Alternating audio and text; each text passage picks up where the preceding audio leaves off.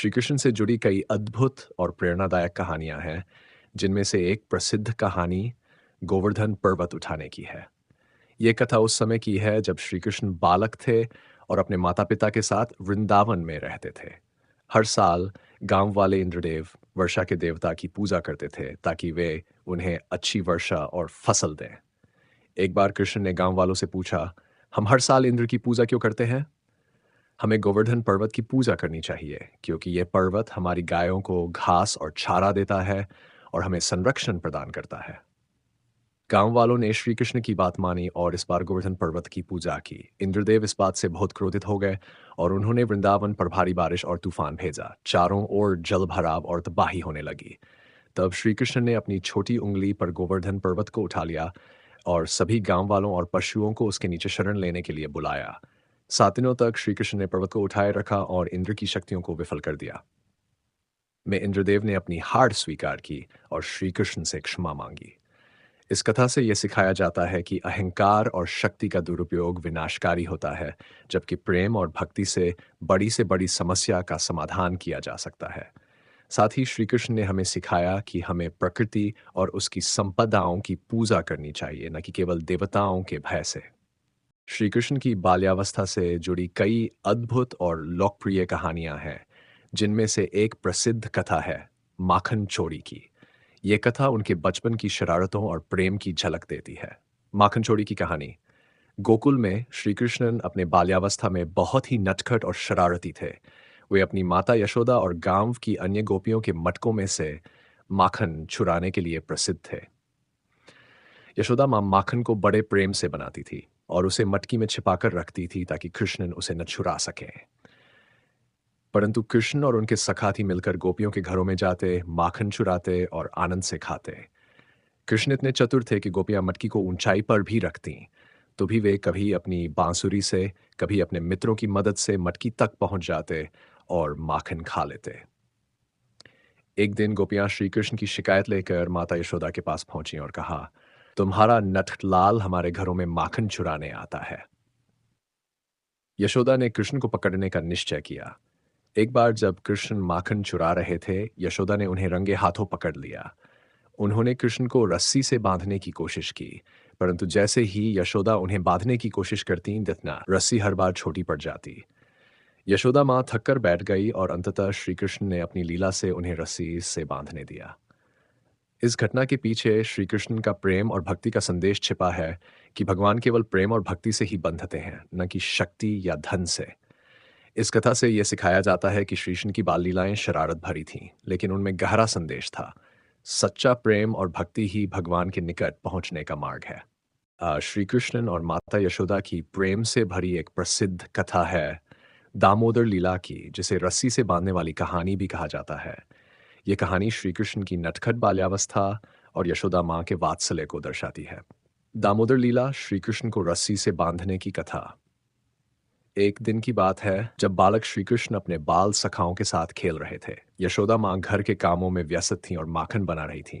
कृष्णन को माखन बहुत प्रिय था, लेकिन वह बिना माँ से पूछे ही माखन खाने की शरारतें किया करते थे। उस दिन जब यशोदा माँ रसोई में काम कर रही थीं, कृष्णन माखन की मटकी तक पहुंच गए और माखन खाने लगे। साथ ही उन्होंने मटकी में से माखन निकालकर अपने मित्रों और बंदरों को भी बांट दिया। जब यशोदा माँ को यह पता चला तो वे बहुत नाराज हो गई और कृष्ण को पकड़ने के लिए दौड़ी। कृष्ण अपने बचाव के लिए इधर-उधर भागे, लेकिन अंततः यशोदा माँ ने उन्हें पकड़ लिया।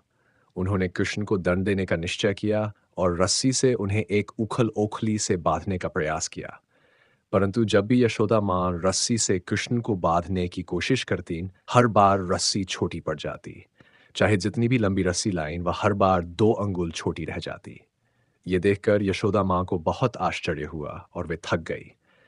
आखिरकार कृष्ण ने अपनी माया हटा ली और यशोदा माँ ने उन्हें बांधने में सफलता प्राप्त की।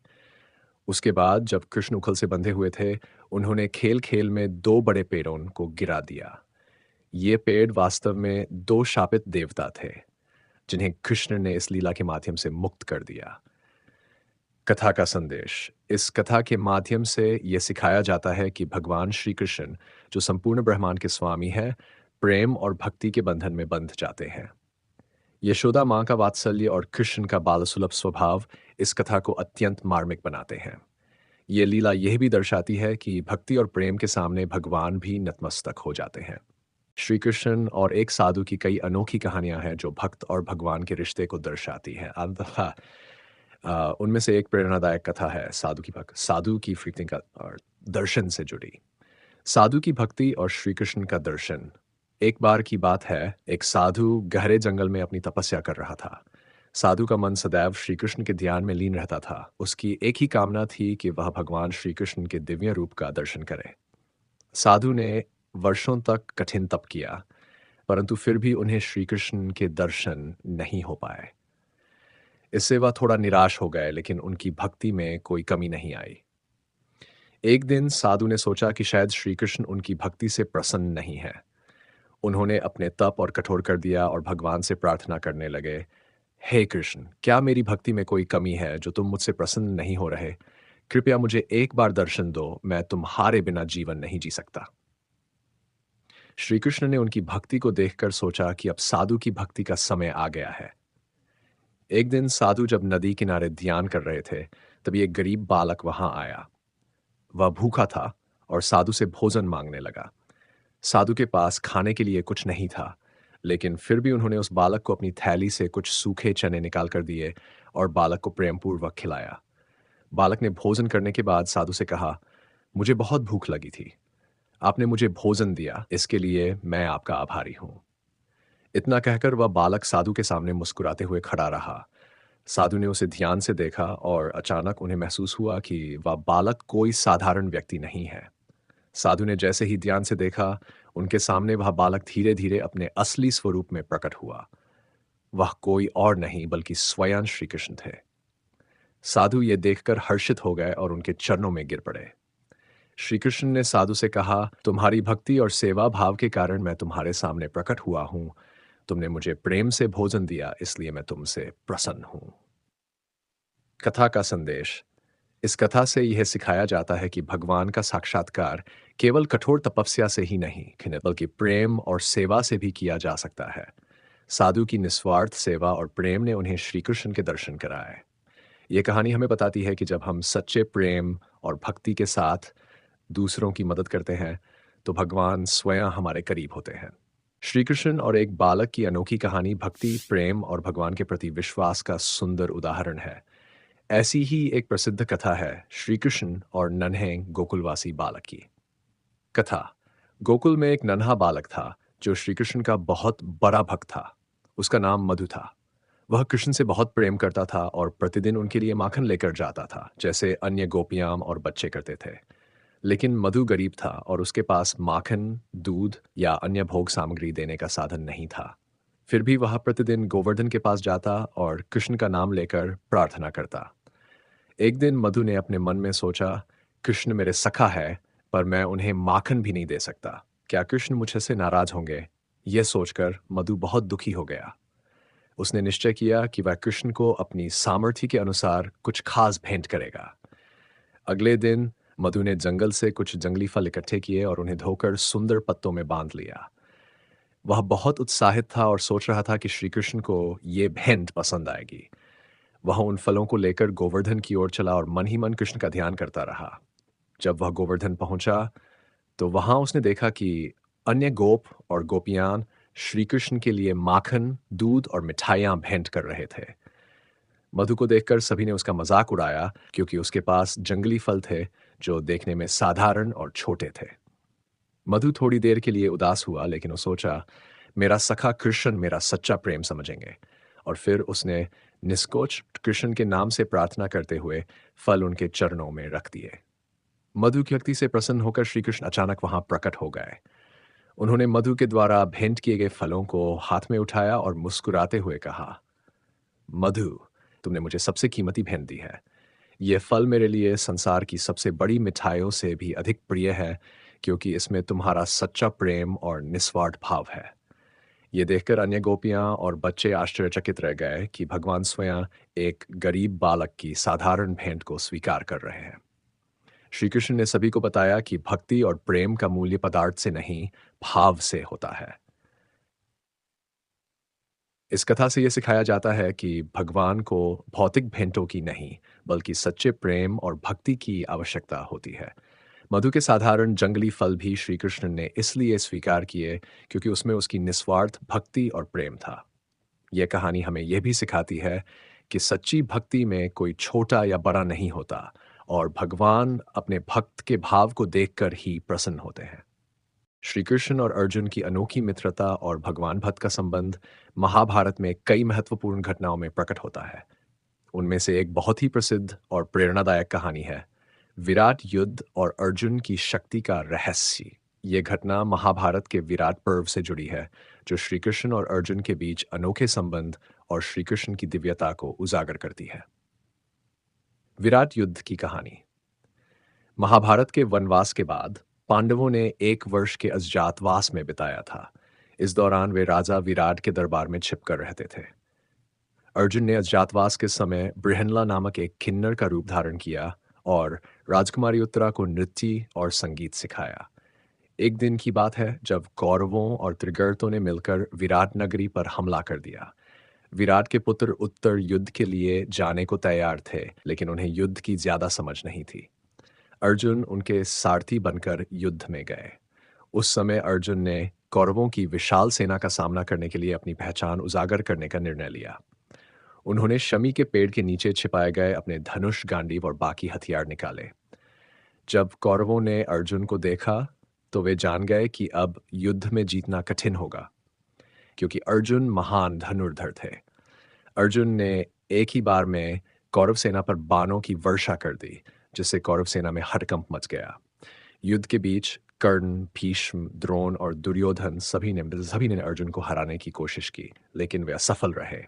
अर्जुन ने अद्भुत पराक्रम दिखाया और सभी योद्धाओं को पराजित कर दिया। युद्ध के दौरान अर्जुन ने अकेले ही कौरव सेना को ध्वस्त कर दिया, जबकि उत्तर ने सिर्फ सारथी की भूमिका निभाई। अर्जुन की शक्ति का रहस्य। जब युद्ध समाप्त हो गया, तब उत्तर ने अर्जुन से पूछा, आपने अकेले इतनी विशाल सेना को कैसे हरा दिया? आपकी शक्ति का स्रोत क्या है?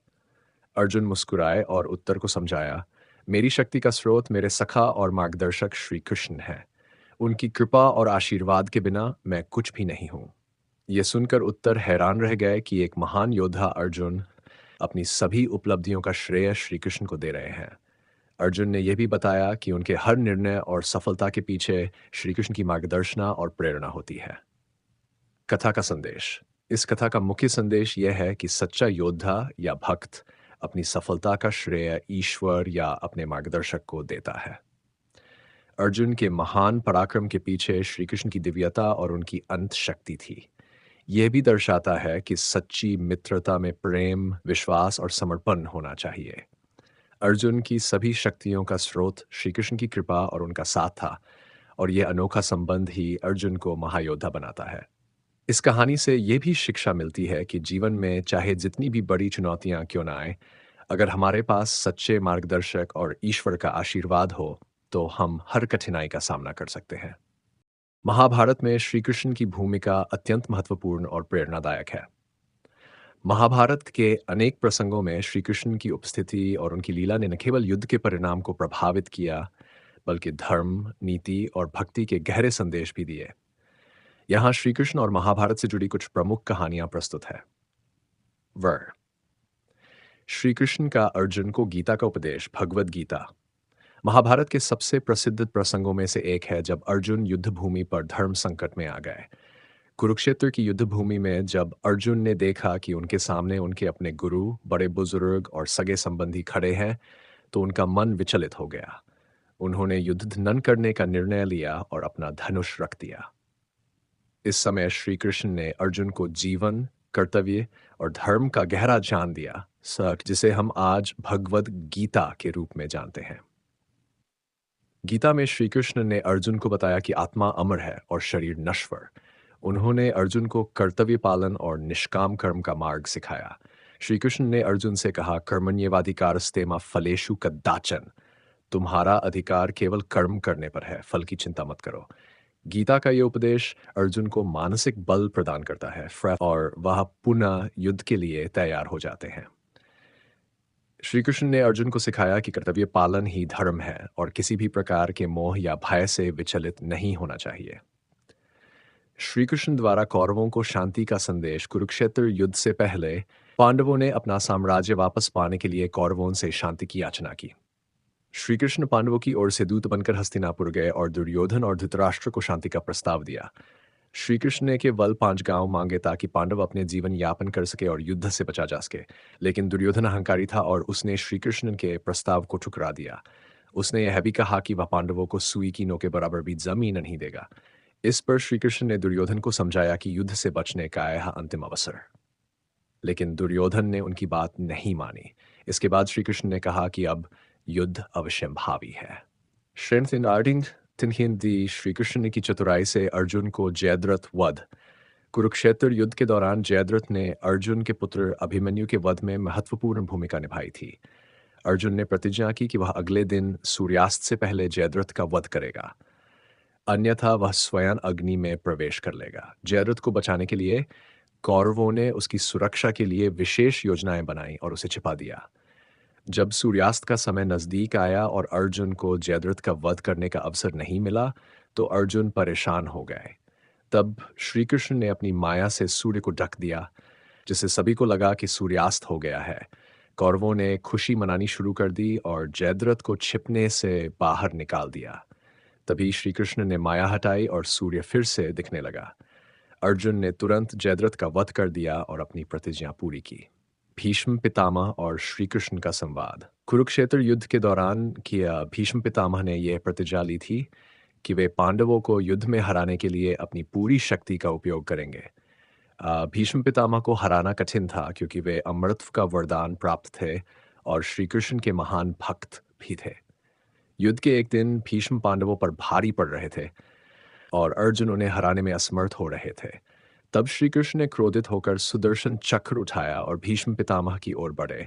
लेकिन भीष्म ने श्री कृष्ण के सामने अपना धनुष रख दिया और कहा, हे कृष्णन, मुझे मारने का सौभाग्य आप ही को हो। यह सुनकर श्री कृष्ण शांत हो गए और अर्जुन को प्रेरित किया कि वह भीष्म को हराने के लिए शिखंडी की सहायता लें। अर्जुन ने श्री कृष्ण के परामर्श से भीष्म पितामह को युद्ध में पराजित किया।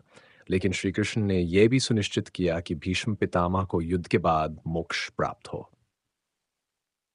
कृष्ण द्वारा गदा युद्ध में भीम को दुर्योधन का वध सिखाना। महाभारत युद्ध के अंत में जब दुर्योधन गदा युद्ध के लिए भीम से लड़ रहा था, तब वह बहुत ताकतवर साबित हो रहा था। भीम उसे पराजित करने में सक्षम नहीं हो पा रहे थे। गदा युद्ध में दुर्योधन की जांघ सबसे कमजोर हिस्सा था, लेकिन नियमों के अनुसार गदा युद्ध में नीचे कमर से वार करना अनुचित था। तब श्री कृष्ण ने भीम को संकेत दिया कि दुर्योधन की जांघ पर वार करें, क्योंकि दुर्योधन ने द्रौपदी का अपमान किया था और उसकी जांघ पर बैठने का आदेश दिया था। इस पर भीम ने दुर्योधन की जांघ पर प्रहार किया और अंततः दुर्योधन का वध कर दिया। श्री कृष्ण का यह संदेश न्याय और धर्म के पालन को सुनिश्चित करने के लिए था। निष्कर्ष।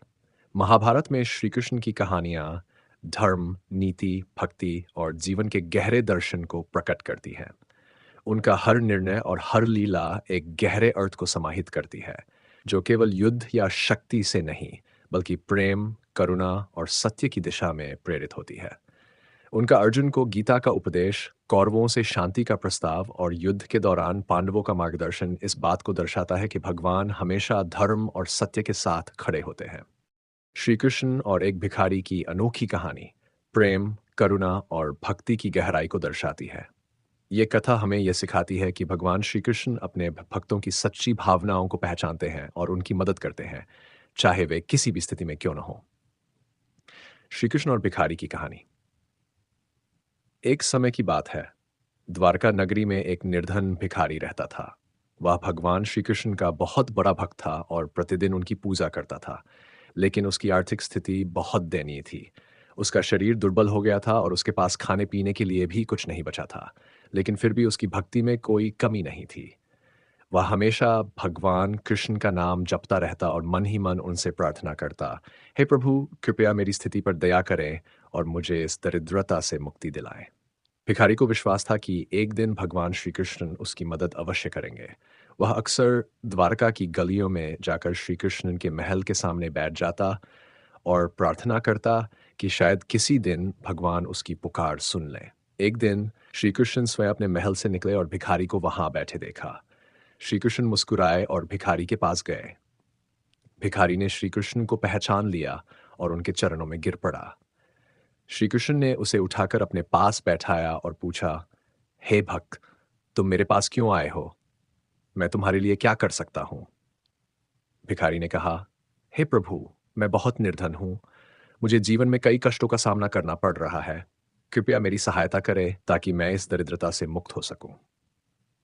श्री कृष्ण ने उसकी बात ध्यान से सुनी और फिर मुस्कुराते हुए बोले, तुम्हारे जीवन में दरिद्रता का कारण तुम्हारा कर्म है, लेकिन मैं तुम्हारी सच्ची भक्ति से प्रसन्न हूं।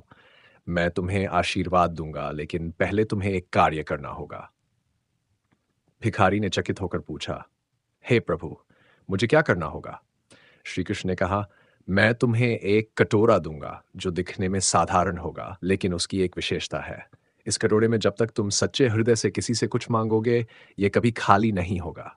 तुम्हें बस एक ही शर्त माननी होगी, तुम इसे कभी लोभावश उपयोग नहीं करोगे। भिखारी ने सहर्ष ये प्रस्ताव स्वीकार कर लिया। श्री कृष्ण ने उसे वह जादुई कटोरा दे दिया और कहा, अब जाओ और अपने जीवन को बदलो।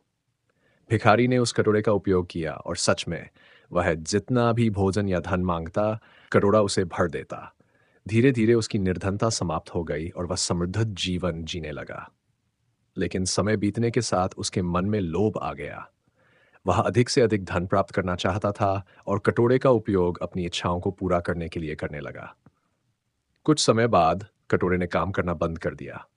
भिखारी ने बहुत प्रयास किया, लेकिन कटोरा फिर से भरने से इनकार कर दिया। वह परेशान हो गया और समझ नहीं पाया कि ऐसा क्यों हो रहा है।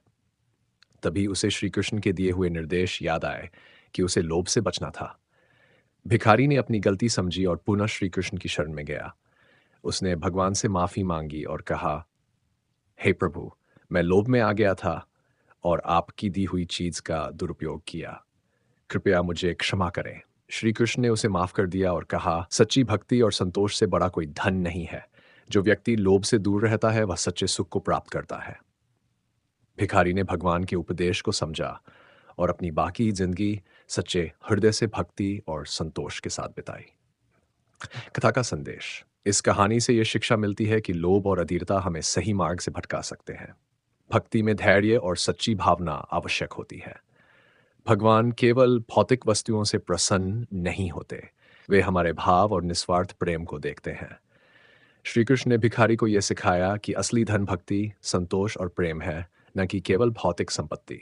श्री कृष्ण और एक पशु से जुड़ी अनोखी कहानी श्री कृष्ण की करुणा, प्रेम और जीव जंतुओं के प्रति उनकी संवेदनशीलता का अद्भुत उदाहरण है। इस प्रकार की एक प्रसिद्ध कथा है जो हमें ये सिखाती है कि भगवान सभी प्राणियों से प्रेम प्रेम करते हैं, मानव हो या पशु।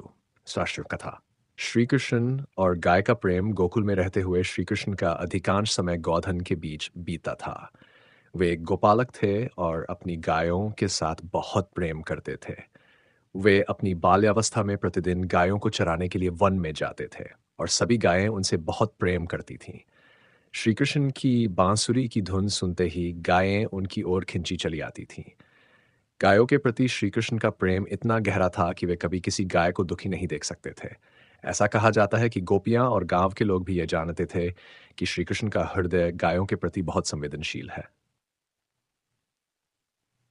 एक विशेष घटना। एक बार की बात है, एक गाय बुरी तरह बीमार हो गई। वह बहुत कमजोर हो गई थी और चरने में भी असमर्थ थी। गांव के लोग उस गाय की सेवा तो कर रहे थे, लेकिन उसकी हालत में सुधार नहीं हो रहा था। सभी को यह चिंता होने लगी कि वह गाय शायद अब ठीक न हो सके। श्री कृष्ण को जब इस बात का पता चला तो वे तुरंत उस गाय के पास पहुंचे। उन्होंने गाय के सिर पर हाथ रखा और उसे स्नेह से पुकारा।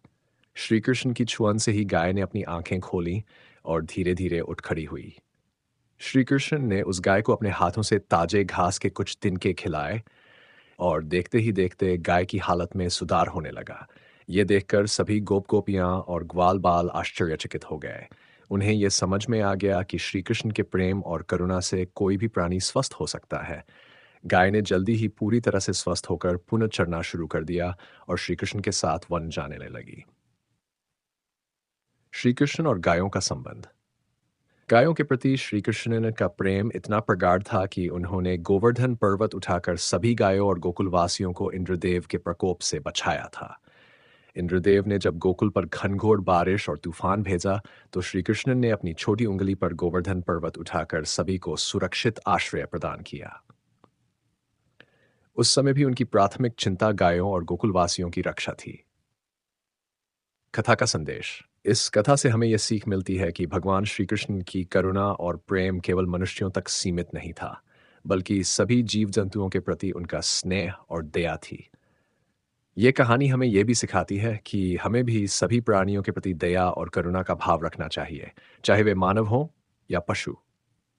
श्री कृष्ण का जीवन हमें सिखाता है कि सच्चा प्रेम निस्वार्थ और व्यापक होता है, जो हर जीव जंतु तक पहुंचता है। श्री कृष्ण के जीवन में कई अनोखी कहानियां हैं जो उनकी दिव्यता, प्रेम, करुणा और चतुराई को दर्शाती हैं। इनमें से एक बहुत ही प्रसिद्ध और प्रेरणादायक कहानी है सुदामा और श्री कृष्ण की मित्रता, जो सच्ची मित्रता और भक्ति का अद्भुत उदाहरण है। एंड शॉर्टली क्या मानी ऐशो सुदामा और श्री कृष्ण की अनोखी कहानी। सुदामा और श्री कृष्ण बचपन के घनिष्ठ मित्र थे। दोनों ने साथ में सांदीपनी ऋषि के आश्रम में शिक्षा प्राप्त की थी। श्री कृष्ण राजकुमार थे, जबकि सुदामा एक गरीब ब्राह्मण परिवार से थे।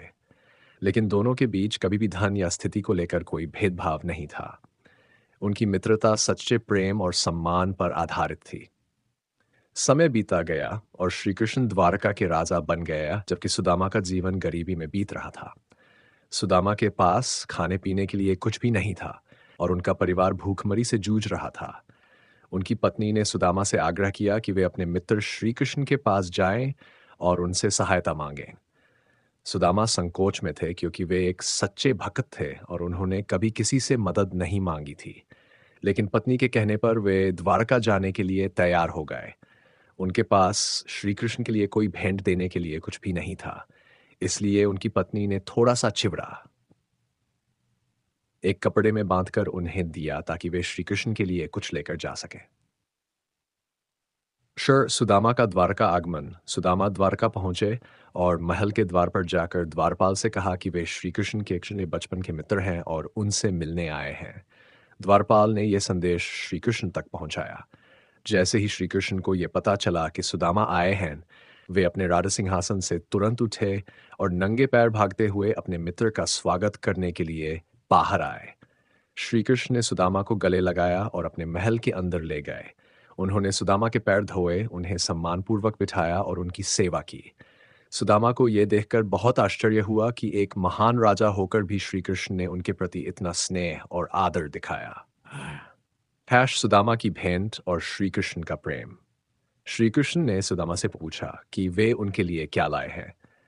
सुदामा संकोच में थे, लेकिन श्री कृष्ण ने जबरन वह कपड़ा खोला जिसमें चिवड़ा बंधा था। श्री कृष्ण ने प्रेम पूर्वक वह चिवड़ा खाया और कहा, तुम्हारी ये भेंट मेरे लिए अमूल्य है, इससे बढ़कर मुझे कुछ नहीं चाहिए। सुदामा ने अपने मित्र से अपनी गरीबी के बारे में कुछ भी नहीं कहा। वे केवल श्री कृष्ण के साथ समय बिताने आए थे और उन्हें अपनी समस्याओं के बारे में बताने का विचार नहीं किया। श्री कृष्ण ने भी कुछ नहीं पूछा, लेकिन वे सुदामा की स्थिति से भली भांति परिचित थे। सुदामा का घर लौटना। सुदामा जब श्री कृष्ण से विदा लेकर घर लौटे, तो रास्ते भर वे सोचते रहे कि उन्होंने श्री कृष्ण से कुछ भी नहीं मांगा और अब उनके पास लौटकर भी कुछ नहीं होगा। लेकिन जब वे अपने गांव पहुंचे, तो उन्होंने देखा कि उनका पुराना टूटा-फूटा घर एक भव्य महल में बदल गया है। उनके परिवार के पास अब बहुत सारी संपत्ति और धन था। यह देखकर सुदामा को समझ में आ गया कि यह सब श्री कृष्ण की कृपा से हुआ है। भगवान ने बिना कुछ कहे ही उनके सभी कष्टों का समाधान कर दिया था। सुदामा ने यह महसूस किया कि सच्ची भक्ति और मित्रता का कोई मोल नहीं होता और भगवान अपने भक्तों की सच्ची भावनाओं को पहचानते हैं और उनकी मदद करते हैं, भले ही वे कुछ न मांगे। कथा का संदेश। इस तरह से हमें यह शिक्षा मिलती है कि सच्ची मित्रता और भक्ति कभी भी किसी स्वार्थ पर आधारित नहीं होती। श्री कृष्ण और सुदामा की मित्रता ने यह सिद्ध किया कि प्रेम और सम्मान का मूल्य धन से कहीं अधिक होता है। सुदामा ने कभी श्री कृष्ण से कुछ मांगा नहीं का, लेकिन श्री कृष्ण ने उनकी सच्ची भक्ति और प्रेम को समझा और उनकी सभी जरूरतों को पूरा किया। यह कहानी हमें यह भी सिखाती है कि भगवान से भक्ति में कभी कोई स्वार्थ नहीं होना चाहिए। यदि हम सच्चे हृदय से भगवान का स्मरण करते हैं तो वे हमारी हर समस्या का समाधान कर देते हैं, चाहे हम उनसे मांगें या न मांगें। श्री कृष्ण का जीवन प्रेम, करुणा और दया का प्रतीक है और उनकी ये अनोखी कहानी इसी भावना को दर्शाती है।